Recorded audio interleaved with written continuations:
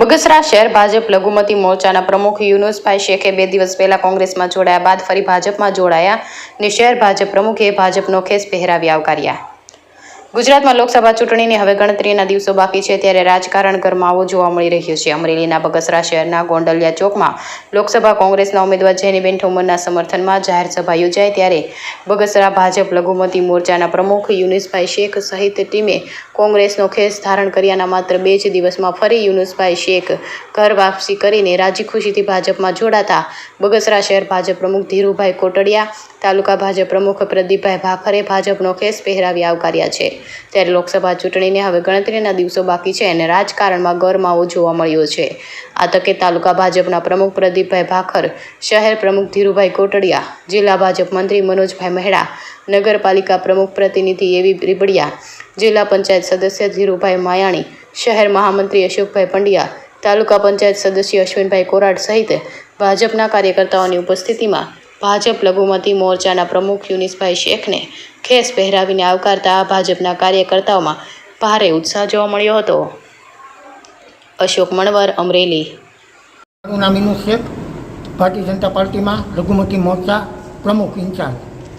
હમણાં 2 દિવસ પહેલાં જ જે કોંગ્રેસની સભા હતી ગોંડલિયા ચોકમાં, ત્યારે મેં કોંગ્રેસનો ખેસ ધારણ કરેલ હતો 2 દિવસ પહેલાં જ। એમાં એવું હતું કે ભારતીય જનતા પાર્ટીની અંદર અમુક મિટિંગો અને જે સભાઓ થતી હતી એમાં માટે અવગણના થતી હતી, એટલા માટે હું કોંગ્રેસમાં જોડાનો હતો 2 દિવસ પહેલાં।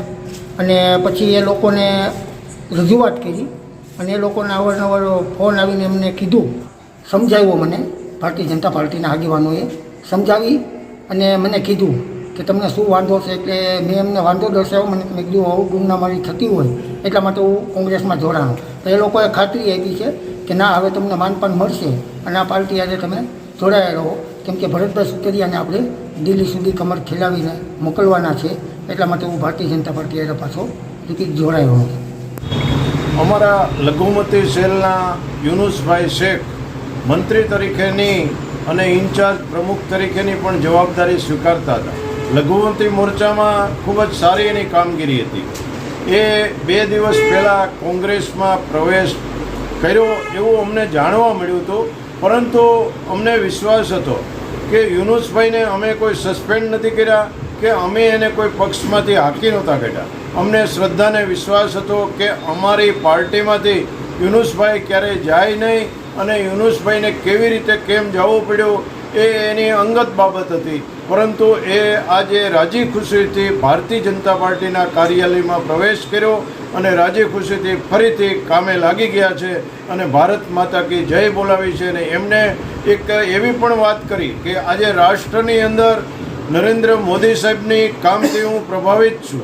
આજે રાષ્ટ્રની અંદર જો આવા વ્યક્તિ કામ કરતા હોય તો મારે કેવી રીતે જવું પડ્યું એ હું નહીં, પરંતુ હું હજુ પાર્ટીમાં છું અને પાર્ટીમાં કાયમીને માટે હું રહીશ એવું એમને અમને જણાવે।